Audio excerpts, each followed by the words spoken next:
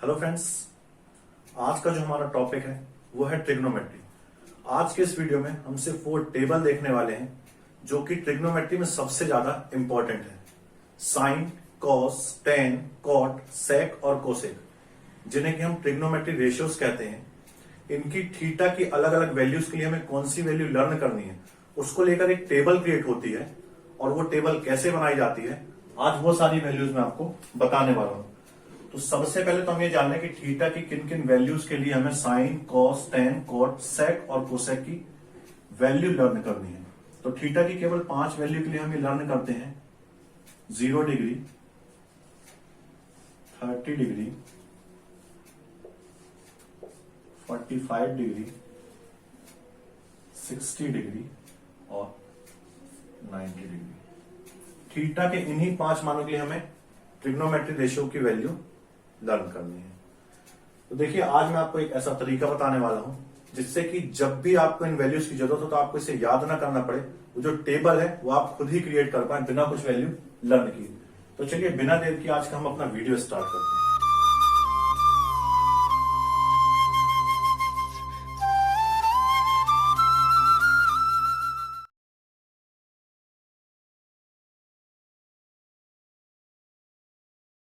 तो थीटा के इन 5 मानों के लिए हम सबसे पहले ये देख लेते हैं कि साइन थीटा की वैल्यू कैसे फाइंड करेंगे। अगर हमने साइन की वैल्यू फाइंड कर ली तो इसी की हेल्प से हम बाकी कॉस, टेन, कॉट, सेक और कोसेक की वैल्यू लर्न कर सकते हैं। तो देखिए, आपको करना कुछ नहीं है। ये 5 थीटास हमें दिए हुए हैं, 0, 30 डिग्री, 45, 60 और 90 डिग्री। तो यहीं से स्टार्ट करते हैं हम गिनती। जैसे कि हमारे हाथ में 5 उंगलियां होती हैं, तो सबको एक नंबर दे दो, 0, 1, 2, 3, 4। तो इसी टाइप से हम इन्हें एक नंबर दे देते हैं, 0, 1, 2, 3 और 4। अब हमें करना क्या है कि लास्ट में हमारा 4 आ गया है, तो आपको यह ध्यान रखना है कि इन सारे नंबर्स को हम 4 से ही डिवाइड कर देते हैं। तो सारे नंबर्स के अपॉन में हमने 4 रख लिया, 4, 4, 4 एंड अगेन 4।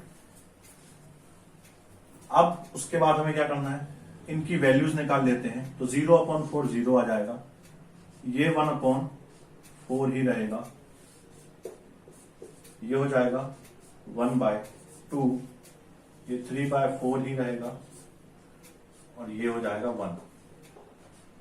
इसको सॉल्व करने पर हमें ये मिल गया। अब फाइनली हमें इन सबका अंडर रूट लगा देना है, under root, under root, under root, under root, under root. तो देखिए, रूट 0 की वैल्यू तो 0 ही होती है। अब यहां पर संख्या अपॉन में लिखी हुई है, तो 1 का रूट निकालेंगे तो 1 ही आएगा और 4 का रूट निकालने पर हमें 2 मिलेगा। तो ये वैल्यू हो गई 1/2। 1 का रूट 1 ही रहेगा, 2 का रूट 2 रहेगा। तो 45 की वैल्यू हो गई 1/√2। आगे बात करते हैं 3 का रूट निकालेंगे तो √3 ही आएगा और 4 का रूट निकालेंगे तो हमें 2 मिलेगा। और अगेन 1 का रूट अगर निकालेंगे तो हमें 1 ही मिलेगा। तो ये जो सारी वैल्यूज हैं ये साइन के लिए, साइन थीटा के लिए, मतलब साइन 0 की वैल्यू 0 हो गई, साइन 30 की वैल्यू 1/2 हो गई, साइन 45 की वैल्यू 1/√2 हो गई, साइन 60 की वैल्यू √3/2 हो गई और साइन 90 की वैल्यू 1 हो गई। तो ये साइन की टेबल देखिए कितना इजीली तैयार हो गया। एक बार फिर से समझ लीजिए, 0, 1, 2, 3, 4 लाइन से हमने नंबर लिखे और क्योंकि लास्ट में 4 आया है तो इसी 4 से हमने सारे नंबर्स को डिवाइड कर दिया। डिवाइड करने पर हमें जो आंसर मिलेगा उसका हमने अंडर रूट लगा लिया और उसको सॉल्व कर लिया, तो हमें ये सारी साइन की वैल्यूज मिल गई। अब आपको साइन की वैल्यूज मिल गई हैं। अब इसकी हेल्प से हम बाकी ट्रिग्नोमेट्रिक रेशियोज की वैल्यू फाइंड कर सकते हैं। तो अभी जो हमने तरीका देखा उससे हमें साइन की ये सारी वैल्यूज मिली हैं।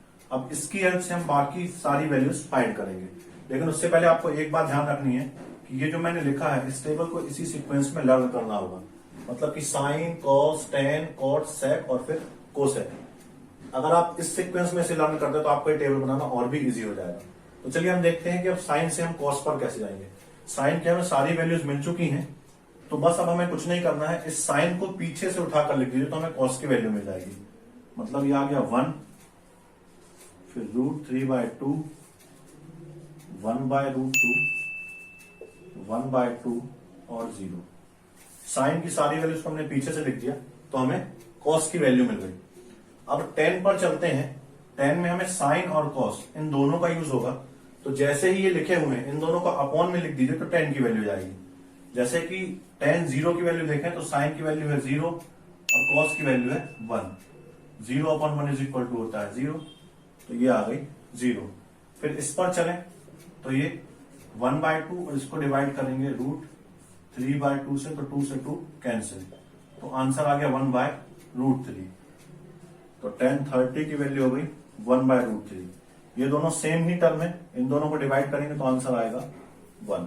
अब चलते हैं इस पे, इसकी वैल्यू है √2/1/2। ये 2 से 2 कैंसिल, तो बचेगा √3/1 मीन्स की √3। तो tan 60 की वैल्यू है √3। लास्ट 90 के देखते हैं, ये क्या आएगा 1/0। और आपने पढ़ा होगा 1/0 नॉट डिफाइंड होता है, जिसे हम इनफाइनाइट लिख देते हैं, तो ये होगा इनफाइनाइट।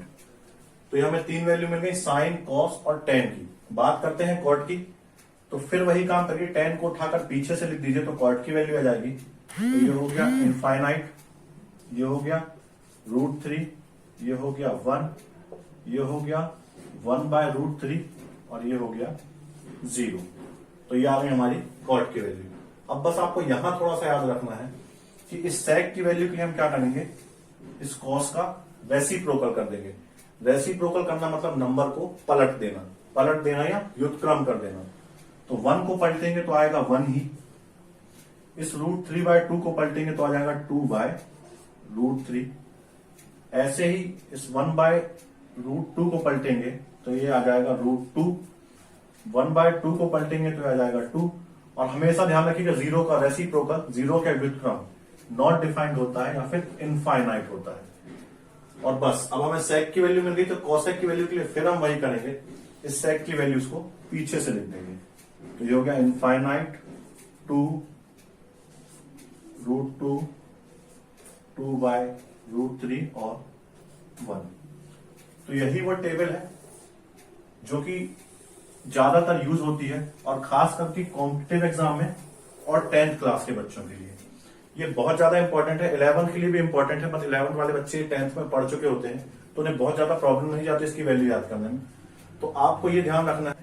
दोस्तों, कैसा लगा आपको वीडियो? अगर आपको मेरा वीडियो पसंद आया हो, अगर आपको जानकारी अच्छी लगी हो, तो वीडियो को लाइक कीजिए, शेयर कीजिए, चैनल को सब्सक्राइब कीजिए। हम फिर मिलेंगे अगले वीडियो में ऐसी ही कुछ नई जानकारी के साथ। तब तक के लिए आप सभी का धन्यवाद।